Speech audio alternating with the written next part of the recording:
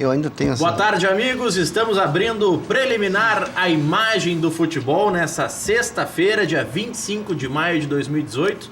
Estava comentando com o Fábio Santos, conselheiro do Internacional, e com o Roberto Tite, secretário de Esportes aqui de Canoas. A sexta-feira, o pessoal fica naquela brincadeira de sextou pra cá, sextou pra lá. Parece sábado. O trânsito é de sábado. A movimentação na rua, muito por conta, obviamente, da greve dos caminhoneiros, que não acabou como se decretou ontem, como se divulgou ontem, num acordo com o governo. Os caminhoneiros não aderiram, pelo menos até o momento, a esse acordo. O governo está defendendo que os caminhoneiros precisam de prazo para debater isso e que acreditam os entes políticos do governo federal que em alguns dias isso será resolvido. Mas hoje, quem tem gasolina está guardando o máximo possível. Então, economiza aqui, economiza ali. E o trânsito tá uma maravilha. Se fosse todo dia assim, tava perfeito, né, Tits? Boa tarde. Boa tarde. É um suposto acordo, né, para começo de conversa, né, porque alguns integrantes da reunião saíram antes, que representam efetivamente. Obviamente que não é um momento de falar de questões políticas, né? Mas essa questão de gestão mexe com tudo, inclusive com o programa, né? Não, inclusive com o futebol, a rodada do Campeonato Brasileiro. Não, existem alguns eventos, até aproveito para dizer aqui, existem vários eventos de esportes no Rio Grande do Sul, inclusive a Secretaria de Esportes estava transportando algumas equipes de judô, que os eventos foram cancelados. Praticamente nenhum evento no interior do estado que seja oficial vai ocorrer esse final de semana. Para se ter uma ideia, Fábio, o Internacional tinha uma expectativa de ter 35 mil espectadores, 35 mil torcedores contra o Corinthians no final de semana. Com a greve, hoje, faltando 48 horas, mais de 48 horas para o jogo, o Inter já fala em 25 mil. E não se surpreendam se o público for menor. Porque assim, transporte público funciona daquele jeito, é de hora em hora, e já tem empresa que diz que nem de hora em hora vai conseguir. Gasolina, o cidadão não consegue abastecer. Se não tem gasolina no carro, o cara não vai no estádio. Tudo afeta, tanto que o Grêmio, para voltar do Ceará, já garantiu um voo fretado. Não, o meu vai. Mas tem que ter gasolina também, tem que ter querosene para sair, né? Aliás, esse jogo com o Corinthians, Fábio, o que te parece? O Inter tá num caminho já de demonstrar confiança para o seu torcedor, de passar essa confiança, ou é um jogo ainda muito de afirmação? E sendo um jogo de afirmação, se é esse o pensamento, não ter o Carille, ter agora o Osmar Loss como efetivo, ajuda ou atrapalha? Porque muda o ambiente lá, né? Boa tarde. Boa tarde, Maurício. Boa tarde, colega da mesa. Boa tarde, telespectador. Não, eu acho que o Carille, ele é uma pessoa muito importante no banco do Corinthians. É um cara que tem o domínio do grupo, é um cara que tem o grupo na mão, é um cara que Quando o treinador tá a tempo, que nem o Carille tá, o treinador faz um sinal e o time automaticamente consegue mudar um esquema de jogo só numa levantada de mão. Nós lembramos aqui que o Roger no Grêmio, o Roger tinha um assobio que foi muito comentado pela mídia e por todo mundo. O Roger dava um assobio e o time do Grêmio sabia o que tinha que fazer por um assobio que ele dava. Então o Carille é um cara que realmente é importante no time do Corinthians. Mas o time do Corinthians é um time muito bem entrosado, é um time que vem jogando, eu tenho visto que vem jogando um bom futebol. E acho que não vai sentir tanta falta nesse primeiro momento aí, porque vai continuar jogando o que o Carille vem passando para eles, né? Quanto ao Internacional, eu acho que esse jogo é um jogo que pode ser emblemático para o Internacional. Eu venho defendendo nos meus grupos e nas redes sociais que, depois de uma certa crítica do Grenal, que jogamos muito fechado e que muito na retranca, e eu disse, olha, o resultado do Grenal foi muito importante para nós. O 0-0 no Grenal e o ponto que foi feito no Grenal, ele nos deu teoricamente, uma força devido ao clube que nós enfrentamos no momento, que todo mundo achava que o Grêmio vinha, patrolava e ganharia o Grenal com certa facilidade, que ia ser goleada. E já não se falava em vitória do Grêmio, se falava em 4, 5 e daí pra fora cheguei a ver coisa maior que isso. E eu defendi que o empate no Grenal daria uma nova vida ao Internacional, porque a gente sabe que Grenal esculhamba e arruma uma casa. E aí uma vitória que, na minha opinião, convincente contra a Chapecoense, E eu acho que o Inter vem num momento bem melhor do que vinha vivendo nos últimos tempos. Acho que uma vitória contra o Corinthians pode ser emblemática na história do Campeonato Brasileiro para o Internacional. Pode mudar o rumo do Inter. O Inter que tem alguns desfalques para essa partida, né? O D'Alessandro está fora, punido pelo STJD. Luca deve ser mantido na equipe. Vitor Cuesta está fora, suspenso com o 3º cartão amarelo. Hoje o Odair, na entrevista coletiva, disse, olha, só pelo fato de tanto o Klaus quanto o Danilo Silva serem destros, isso já muda o modo de atuar da zaga do Inter. O Cuesta é canhoto, estava bem entrosado, estava num bom momento com o Moledo, e isso já muda um pouco certamente a sistemática até de saída de jogo, né, Tite? Certamente. Eu acho que é um jogo importante para o Inter. No momento de afirmação, eu concordo, desde o raciocínio do Grenal, concordo também que foi um bom resultado para o Inter. E acho que o momento do Inter é para isso mesmo, é colocar primeiro a casa em dia, ajeitar o time, não se preocupar em ganhar ou fazer grandes espetáculos. Agora, eu concordo, sobretudo, de que pode ser um jogo decisivo até por questões negativas desse jogo. Entre elas, essa questão do time não estar distribuído 100% com os jogadores à disposição que o técnico gostaria.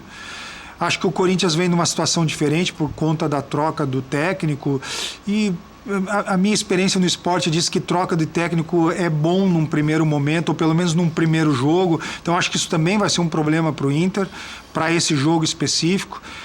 Mas acho, Maurício, que nós temos, talvez um pouco por característica da nossa imprensa local, que vive muito o futebol, né, e precisa estar opinando sobre futebol. Eu acho que o Grêmio não está mal, como se quer dizer, porque andou empatando algum número de partida, e acho que o Inter também não está bem porque ganhou uma partida. Acho que o Inter está em processo de melhora, está ajeitando um time. O Inter ainda não está bem, mas que bom que está com astral bom. Como o Grêmio não está mal porque empatou duas, ganhou a última, evidentemente, da Libertadores, mas falo no Campeonato Brasileiro, porque pegou retranca ou sei lá o que, não soube sair da retranca. São coisas cíclicas, né, que acontecem com os times, ou quando estão bem ou quando estão mal. Acho que esse momento, e eu concordo, é um momento importante para o Inter. Esse jogo do Corinthians é um jogo que, se o Inter conseguir jogar bem, se acertar e seguir um pouco a linha do Grenal, jogando por uma ou duas bolas, eu acho que é um grande resultado para o Inter, e aí sim começa efetivamente a se afirmar o time. Eu até estou conversando aqui com a nossa produção, o Corinthians, que é o adversário do Inter no final de semana, ontem esteve em campo pela Libertadores, perdeu, e aí chama a atenção que o Corinthians, apesar de estar entre os primeiros colocados, e foi o 6º melhor primeiro colocado nessa fase inicial da Libertadores, o Corinthians perdeu 2 jogos em casa. E na estreia do Osmar Loz, o Corinthians perdeu 1-0 para o Milionários, mas já estava classificado e tudo mais. O grande problema pro Corinthians agora é o como se adaptar ao trabalho, até nem tanto do Osmar Loz, porque é uma continuidade. E o próprio André Sanches disse, olha, até a Copa a gente vai do jeito que tá. Depois a gente vai estruturar novamente a nossa comissão técnica, vamos buscar um auxiliar para os Osmar Loz. E esse é o momento conturbado para o Corinthians, e por isso talvez seja complicado. E o jogo ontem do Corinthians com o Milionários, o Bruno está até buscando nos lances aí, teve uma situação muito curiosa, pensando na Copa do Mundo, não no jogo porque não tinha o árbitro de vídeo, mas em um mesmo lance ou em uma mesma sequência de jogada, o Milionários contesta um pênalti que não foi marcado a seu favor, então poderia ser 2-0 para o Milionários e não 1-0 como foi. E logo na sequência, no mesmo lance, sem a bola sair, o Corinthians tem um gol mal anulado. Gol, modo de dizer, porque o cruzamento foi para a área, o jogador estava sozinho, estava na mesma linha, o bandeirinha levantou a bandeira. É um lance que na Copa do Mundo, com o árbitro de vídeo, num primeiro momento seria validado o gol do Corinthians, todo mundo ia comemorar o gol do Corinthians, e na revisão seria dado o pênalti do Milionários e voltaria tudo atrás. Então a confusão que o árbitro de vídeo ia criar nesse tipo de lance, né? Mas é uma situação atípica, né? Quanto tempo, Maurício, eu não estou a par realmente de todas essas regras, porque elas ainda não estão bem definidas. Então não adianta tu estudá-las e ir a fundo e depois tu ver que vai mudar alguma coisa. Esse protocolo teve mais de 20 mudanças. Quanto tempo o árbitro de vídeo vai levar para anunciar a mudança e até que ponto ele vai voltar atrás disso? Não, mas eu acho que, né, Maurício, esse é o grande problema. Isso não está bem resolvido. Por isso que a Champions League não tem. E vai gerar problema na Copa do Mundo. Vai ter, com certeza, pela quantidade de jogos que tem, a Copa do Mundo vai ser muito emblemática para confirmar algumas coisas nessa regra ou, eventualmente, até para tirar algumas coisas referentes a essa regra do árbitro de vídeo. Porque neste exemplo do Corinthians, certamente essa confusão teria acontecido. Pelo tempo de uma jogada numa área até o tempo na outra jogada... Vamos lá, passou 1 minuto. É o suficiente para gerar confusão. Só que como a bola não saiu, eu estava ouvindo o Diego Real na Rádio Grenal falando sobre isso agora há pouco. Ele disse, olha, conversou com o Gaciba, inclusive, é um debate entre os comentaristas de arbitragem já.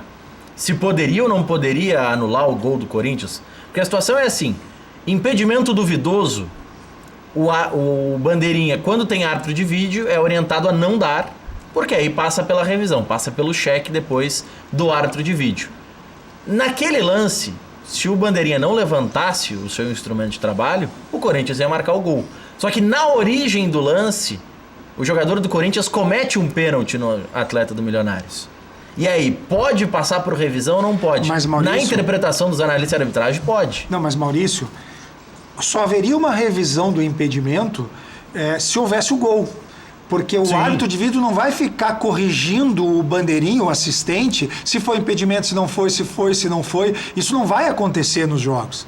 Agora, se acontecer o gol, eventualmente por conta da discussão de se foi gol ou não, poderia se revisar o impedimento. Mas numa situação normal, não haveria essa discussão.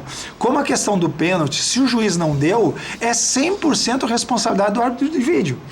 Quer dizer, se houve o pênalti e o árbitro de vídeo entendeu que houve o pênalti, ele vai voltar atrás e aí a confusão está armada por conta do tempo entre um fato e outro. É um problema. Nós daqui a pouco nós vamos abrir uma brecha aí para que após final de jogo o árbitro de vídeo diga não, aquele lance estava impedido e vão anular um gol que foi confirmado. Não, mas vamos lá. Não, após o jogo não, até porque a revisão é na hora, mas teve um lance parecido, eu até vou buscar onde foi, mas foi na Europa.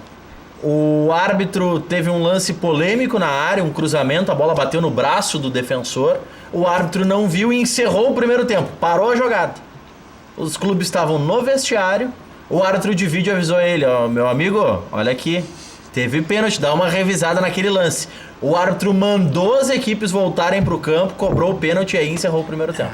Eu acho que não tem fundamento. Não, eu acho que não tem fundamento. Mas a bola bateu no braço do rapaz? Não, mas acabou o jogo, Maurício. Pelo amor de Deus, o juiz apitou, acabou o jogo, vestiário. Ele paralisou o jogo, né? Não. Bom, é um debate interessante. Nesse debate de árbitro de vídeo, antes de mudar de assunto, o André Marques, que é um jornalista que acompanha o campeonato italiano.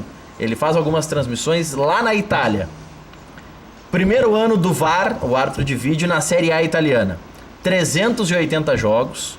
O árbitro de vídeo foi utilizado 115 vezes.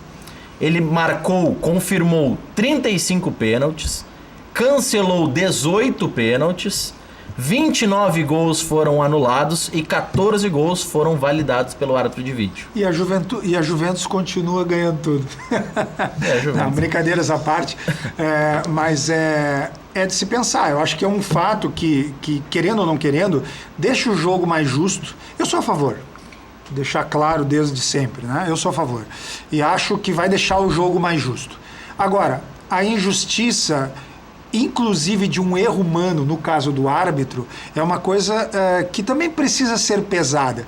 São valores humanos que tem ali. Eu costumo dizer, e já disse aqui, né, Maurício, futebol, infelizmente, é uma das profissões menos éticas que existem. Porque o jogador fica o tempo inteiro tentando enganar o juiz, o jogador fica batendo por trás e cometendo pênaltis e agarrões, etc., o jogo inteiro. Eu acho muito engraçado ver jogador dando a mão para outro levantar, sendo que 15 segundos antes quase quebrou a perna do sujeito. Então, assim, a ética no futebol... Mas aí tem os casos tipo do Neymar, que deu a mão e depois tirou, né? Bom, mas talvez aí ele tenha sido mais honesto do que aquele. Embora diz ele que foi brincadeira e vamos acreditar que tenha sido mesmo. Né? Aquele lance que eu falei antes, que o árbitro mandou voltar as equipes do vestiário, foi em Mainz e Freiburg, no campeonato alemão mês passado. Então não faz tanto tempo assim, nem a própria FIFA entende direito ainda como é que é o protocolo do árbitro de vídeo, mas vamos ter na Copa do Mundo. E vai ter problema. Colocando um reforço no que você falou, tanto é que nós tivemos no Brasil aí agora há pouco tempo um lance do Rodrigo Caio, que honestamente foi até o árbitro e disse assim, eu não fiz a falta, eu não me lembro exatamente, e o árbitro retirou o cartão amarelo do adversário. O árbitro estava dando o cartão amarelo pro Jô, Campeonato Paulista, o Jô ficaria fora do outro jogo, exatamente. E o Rodrigo Caio disse, não, fui eu que encostei no goleiro, não foi o Jô. E o cara virou herói nacional porque o cara só fez o que deveria fazer. Quase foi pra Copa do Mundo. Não. Dizem que o Tite hipervalorizava o Rodrigo Caio por isso, pela honestidade dele. Pois é isso que nós estamos falando aqui, quer dizer, por um lance que não deveria ser anormal no futebol, o cara virou uma celebridade no país. Neste caso, se tem árbitro de vídeo, ele não precisa nem ser honesto. Claro. Porque o árbitro teria dito que de fato não aconteceu. Mas como o árbitro de vídeo, isso acontece em outras modalidades, acontece no tênis, ou no voleibol, ou que tu tem uma determinada quantidade, eu acho que vai chegar isso no futebol desta maneira. Em algum momento, Mas é que no vôlei é mais objetivo, né? Tocou ou não tocou, foi dentro, foi fora. Mas é isso que eu estou dizendo. Eu acho que o futebol vai acabar chegando nisso. Eu acho que o que nós vamos ver na Copa do Mundo, na verdade, é a preparação para a futura regra de análise de vídeo. Eu acho que a regra de análise de vídeo não está pronta. Está se testando, está se conhecendo ela, mas baseado nessas situações, e eu pego o voleibol como exemplo, que são somente algumas jogadas que podem ser solicitadas o árbitro de vídeo, não é toda ela. Tem uma quantidade, e tem uma quantidade. O futebol vai acabar migrando para isso também, porque se o árbitro de vídeo fica... Eu vou dar um exemplo, que é uma outra opinião minha também, que já dei aqui também. Eu não entendo porque com o árbitro de vídeo tem aqueles árbitros no fundo do gol. Começa que eles não apitam nada, eles só se viram para um lado ou para o outro para dizer se é tiro de meta ou escanteio. Porque a quantidade de pênalti ou não pênaltis que tem se visto no Campeonato Brasileiro, inclusive, na frente do árbitro de fundo, e ele simplesmente... como chama ele não se manifesta com o árbitro de vídeo, para que tu vai ter aquele árbitro no final? Mas aí, Tits, eu concordo que o vigia, que é o árbitro, aquele adicional atrás do gol, ele não tem tanta utilidade nos moldes que nós usamos hoje. Na cadeira que está o Fábio Santos hoje, o Fabrício Neves Correia esteve aqui conosco, cerca de 2 semanas, e disse o seguinte, olha, teve um jogo que eu era o vigia, não citou quem era o árbitro, a gente também não foi procurar, porque ele não quis citar, então não tem porque a gente ficar procurando a escala para identificar em que jogo ocorreu isso. Diz ele que viu o pênalti, viu que o Roberto Tits cometeu o pênalti. Ele avisa o árbitro, fulano, foi pênalti, pode dar que eu garanto. Aí o árbitro, pelo rádio comunicador, fala para ele, será, Fabrício? Aí ele diz, não, depois dessa não quero mais ser vigia, porque se eu não tenho poder... Mas acho que é exceção. Acho que é exceção. Eu tenho uma tendência a achar que a maioria dos árbitros é o seguinte, só um pouquinho, o cara que está lá no meio de campo é o árbitro, eu vou dar um pênalti aqui atrás?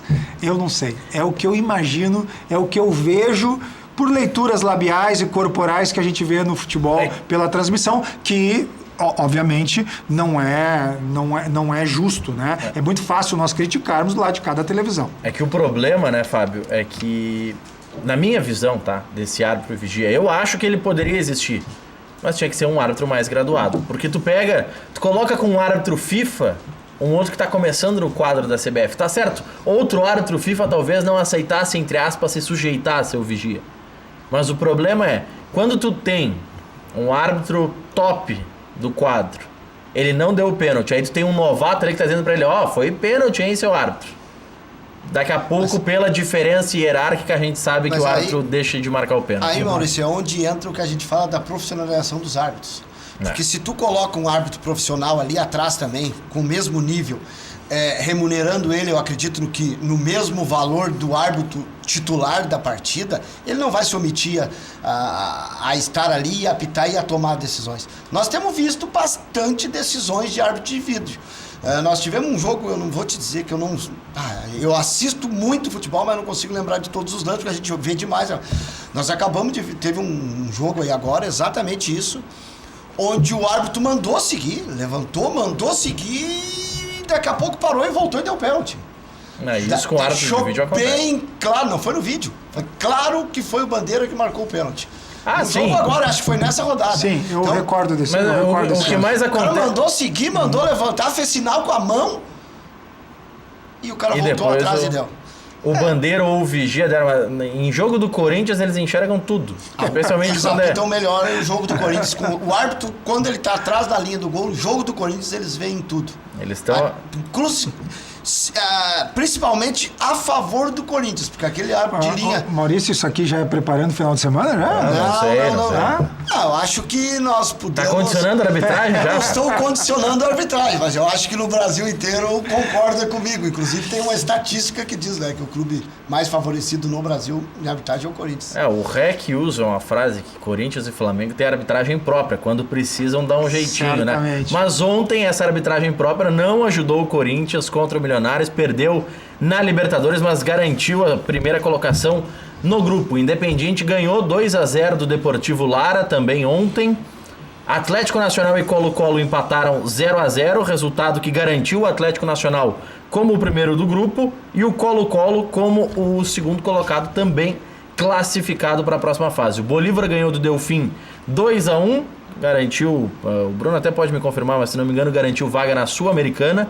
Santos e Real Garcilaso empataram 0-0 e o Estudiantes saiu perdendo para o Nacional e virou a partida contra os uruguaios, virou na Argentina e conseguiu o resultado que lhe servia, e o Estudiantes está classificado para a próxima fase da Libertadores. Os primeiros colocados dos seus grupos foram Palmeiras, tem a melhor campanha com 16 pontos, Grêmio, segunda melhor campanha com 14, Libertad ficou com a terceira melhor campanha com 13, o River Plate é o quarto melhor da primeira fase com 12 pontos conquistados, Cruzeiro é o quinto com 11, o Corinthians é o sexto melhor entre os primeiros colocados com 10 pontos, tem um saldo de gols de 6 gols e 11 gols foram marcados, então saldo 6, 11 marcados. O Atlético Nacional da Colômbia tem também saldo 6, mas 9 gols marcados, por isso o Corinthians está à frente do Atlético Nacional, e o Santos foi o pior primeiro colocado dos grupos, tem 10 pontos e o saldo 4. Com isso, nessa ordem que eu li, o Palmeiras vai virar o clube número 1, o Grêmio número 2, Libertad número 3, River Plate 4, Cruzeiro 5, Corinthians 6, Atlético Nacional 7 e Santos 8. Por que essa numeração é importante? A partir das oitavas de final, sorteio, esses 8 clubes vão pegar alguns dos 8 segundos colocados. Aí não tem dúvida nenhuma, o primeiro colocado, quem teve a primeira colocação, decide em casa. Nas quartas de final, numa situação hipotética, no chaveamento, cai Grêmio e Libertad. Como o Grêmio é o número 2 e o Libertad é o número 3, o Grêmio decide em casa. Se cair Libertad, que é o número 3, contra o Santos, que é o número 8, o Libertad decide em casa por ser o número 3. Esse chaveamento vale assim. E esse chaveamento dá de 1 a 8 para os primeiros colocados e de 9 a 16 para os segundos colocados. Porque se fosse só em questão de número de pontos ganhos, o Cerro Porteño, que tomou uma goleada do Grêmio, nós vimos a fragilidade do Cerro. O Cerro terminou juntando primeiros e segundos colocados com a quarta melhor campanha, mas ele é o número 9 porque ele é o primeiro dos segundos colocados. O Grêmio pode enfrentar na próxima fase Cerro do Paraguai, Racing da Argentina, Flamengo, obviamente do Brasil, Independiente da Argentina, Atlético Tucumã da Argentina, Boca da Argentina, Estudiantes da Argentina e Colo-Colo do Chile. Sorteio no próximo dia 4. Tem algum confronto mais fácil aí? Para quem você vai? Para qual bolinha você vai torcer, ainda, Roberto Schitz? Aqui ele me identifica como gremista, né? Por isso.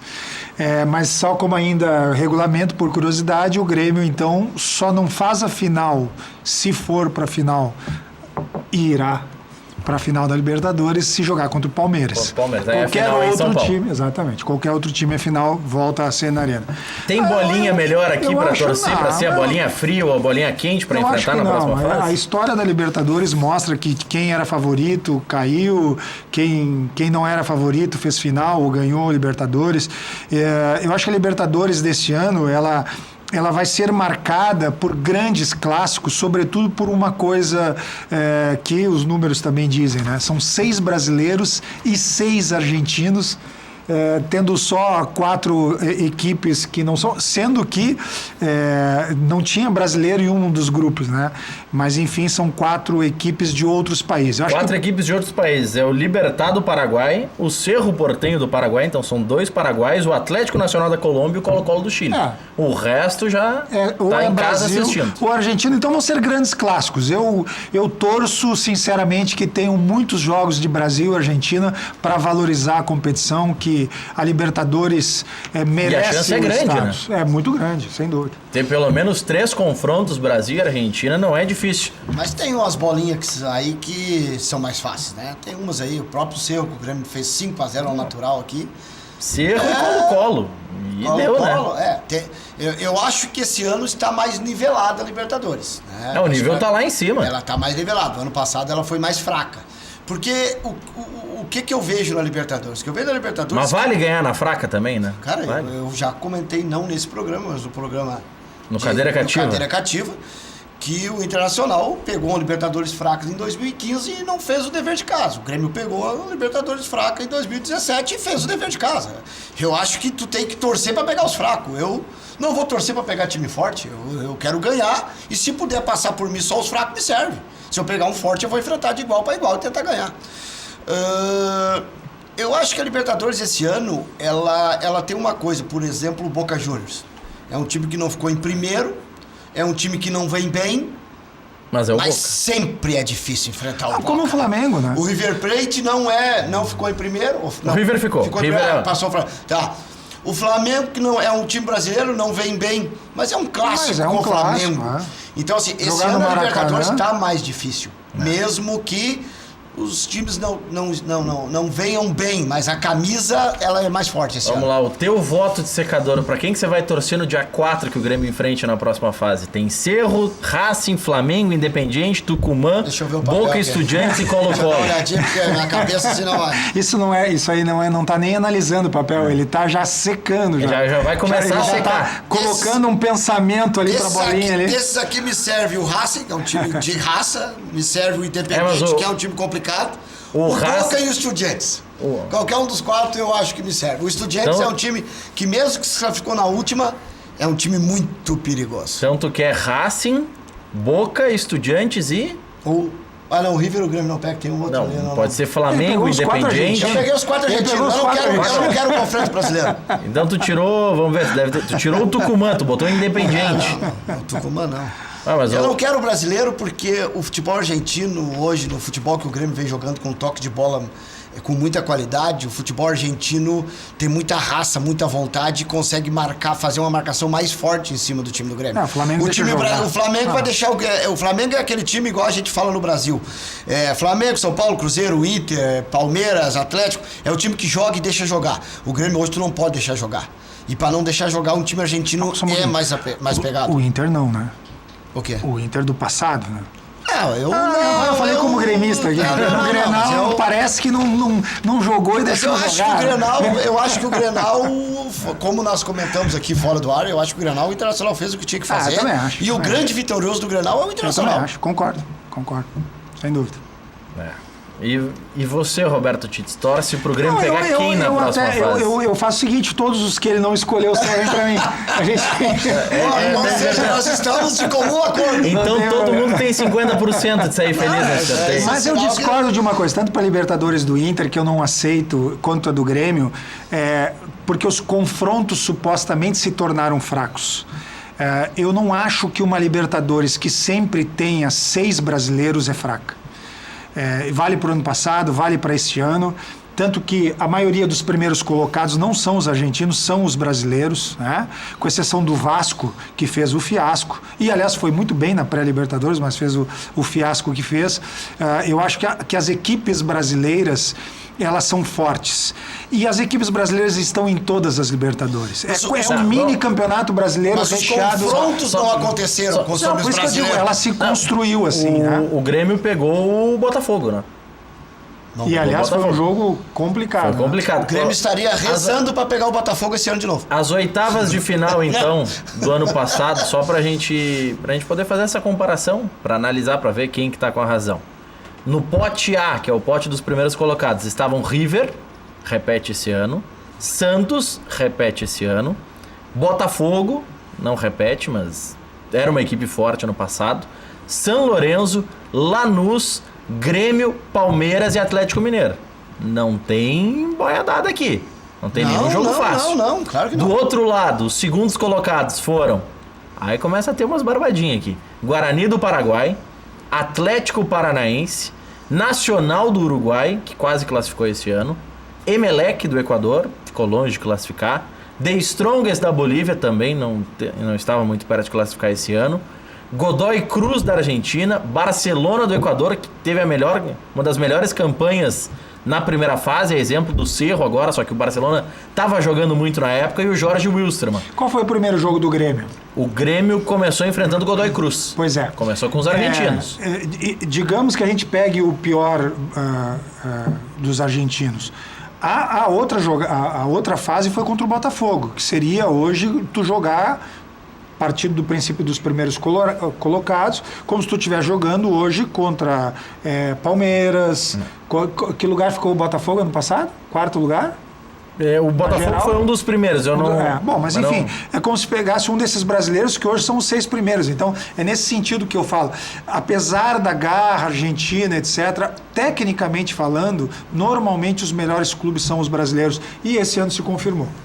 Só dar uma pincelada no que está acontecendo no país, porque nós não somos alienados. Falamos muito de futebol, mas não somos nem um pouco alienados, especialmente nesses espaços aqui. Pelo contrário. Da TV Cultura e da Ubra TV, você tem uma ampla cobertura nos nossos telejornais ao longo de toda a programação. O presidente Michel Temer fez um pronunciamento, não foi uma entrevista, fez um pronunciamento no Palácio do Planalto há pouco, disse que o governo federal acionou forças federais para desbloquear estradas. Ele diz que uma minoria radical de caminhoneiros insiste na paralisação. Essa é a visão do governo. Os caminhoneiros seguem com a greve e a situação segue ainda muito indefinida, muito instável. A redução do custo do diesel, que foi repassada pela Petrobras e que depois o governo ampliou o prazo, até o momento, pelo menos nas bombas, não chegou. Vamos ver até quando segue essa greve, como vai ser contornado isso. Ele continua se colocando, mais uma vez, mostrando a falta de gestão, porque entende-se Força Federal Exército, só no Rio Grande do Sul tem 141 pontos de parada, de bloqueio, ou seja, não tem exército, só para o Rio Grande do Sul já não tem exército suficiente, ou seja... Fora os pontos que não são em rodovias, tem o acesso, por exemplo... Ali perto do CT do Grêmio está tomado de caminhão, ali não passa nada. Sem solução. Continua sendo uma declaração que mostra que o grande problema de tudo isso, todo esse entrave, é falta de gestão. Depois do intervalo comercial, nós vamos falar sobre as boas novidades e outras nem tanto na delegação do Grêmio que enfrenta o Ceará, e vamos projetar também o Internacional que recebe o Corinthians no final de semana. Já voltamos.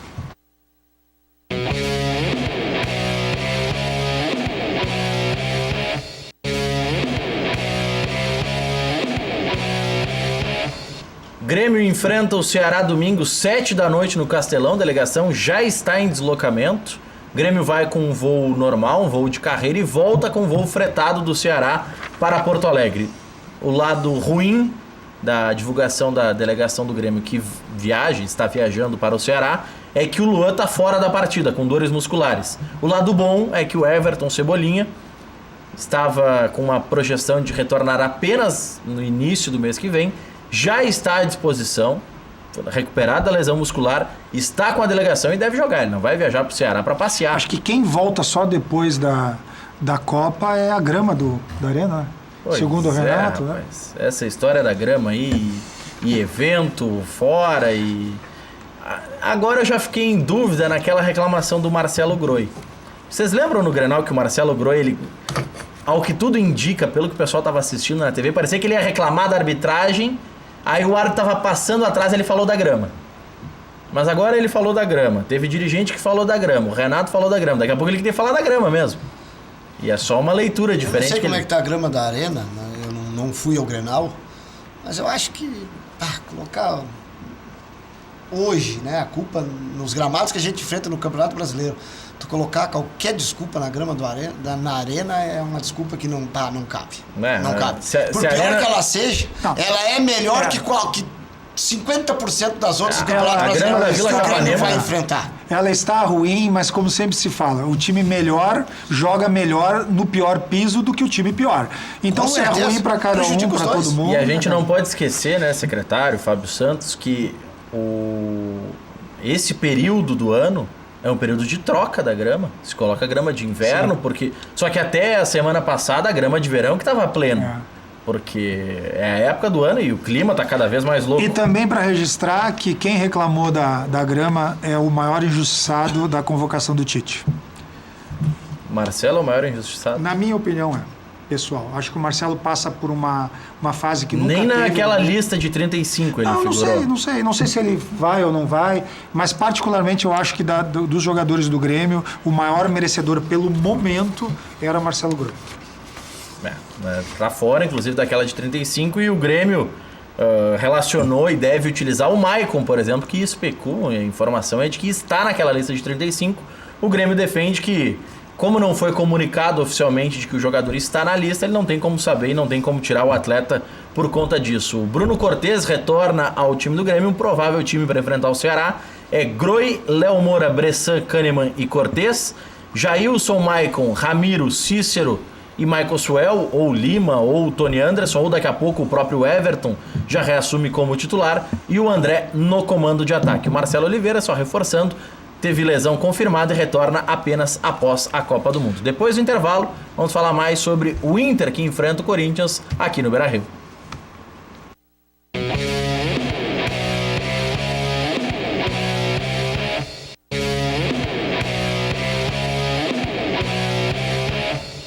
E 41, Bascaria, a melhor pizza de Porto Alegre. Nada bate a Bascaria. Localização, charme, prazer, bom gosto e preço justo.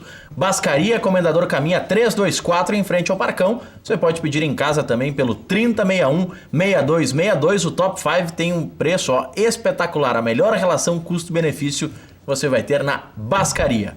Golaço, assessoria ao consumidor. Defende os consumidores na redução da prestação do veículo e outros financiamentos. Reduz de forma imediata em 50% a prestação do veículo. Ligue agora, consulta gratuita 0800 606 1616. Um cliente da Golaço financiou um veículo com prestação de R$ 950. Reduziu para 475. Vantagem inicial de R$ 20 mil. Ligue agora e garanta 50% de desconto na prestação do seu veículo. 0800 606 1616. Se você, consumidor, quer acabar com juros abusivos na prestação do veículo e outros financiamentos, redução imediata de 50%, ligue agora, consulta gratuita 0800 606 1616. Golaço 0800 606 1616. FAC Materiais de Construção, sua reforma do alicerce ao telhado. Ligue agora, Televendas tem olha, o preço é extraordinário, você não vai acreditar quando falar com o pessoal do Televendas, do 3466-6133. Ou consulte já as ofertas no site FAC, exatamente como está aí na tela, faci.com.br. O Fábio, que é aqui da região e está com muito, já comprou... Fez toda a reforma da casa com materiais lá da FAC. Acabei de reformar minha casa, comprei 80% na FAC. Os outros 20% foi para comprar de outros amigos, porque tem tudo lá na FAC, materiais de construção. Aí é questão de outro gosto, coisa. Mas realmente os preços da FAC... O seu Wilson FAC tem o melhor preço da Redondeza, não tenha dúvida disso. O Inter enfrenta o Corinthians, domingo, 4 da tarde, no Beira-Rio. D'Alessandro, como eu disse, punido pelo STJD, tá fora, o Luca deve ser mantido na equipe, Cuesta tem o terceiro cartão amarelo, Klaus ou Danilo Silva, mas a tendência é que o Klaus atue ao lado do Moledo. Provável time com Danilo Fernandes, Zeca, Klaus, Moledo e Iago, Dourado, Edenilson, Patrick, Luca, Potker e Damião. A expectativa, como eu disse no início do programa, era de 35 mil espectadores, mas baixou para 25 mil. A expectativa para esse jogo e os primeiros movimentos de trabalho do Rodrigo Caetano, Fábio Santos. Bom, a expectativa desse jogo, como a gente comentou no começo ali, são boas. Eu acho que o Internacional vem numa crescente. Como comentei, o adversário o último foi fraco, o adversário, mas era um adversário que não vinha perdendo, é um time que estava 6, 7 rodadas sem perder, é um time que tinha eliminado Ganhou o do Atlético, Flamengo, por exemplo. E tinha eliminado o Atlético Mineiro na Copa da do Copa Brasil. do Brasil com 2 empates. Ou seja, se ele não vem ganhando, mas ele não vem perdendo. Então, é um time que veio e tomou 3. Então, não ganhamos de 1-0 numa bola de um escanteio, numa bola de sorte, não. Foi 3-0 e acho que tivemos um domínio bom da partida e acho que é promissor. Sobre o Rodrigo Caetano, eu tô muito feliz com a contratação do Rodrigo Caetano. Porque a contratação do Rodrigo Caetano, Maurício, como você vem me acompanhando nas redes sociais, aqui nos programas, eu faço parte do I9 Inter, onde a gente fala na profissionalização há muito tempo que a gente vem defendendo. Essa é a bandeira do I9, é a profissionalização e buscar no mercado os profissionais competentes. Se nós fizermos uma análise hoje dos profissionais para esse setor, para esse ramo, no mercado nacional, o Rodrigo Caetano, se ele não ficar em primeiro, em alguma ele vai estar em segundo, mas em 99% ele vai estar em primeiro. Quanto à gestão,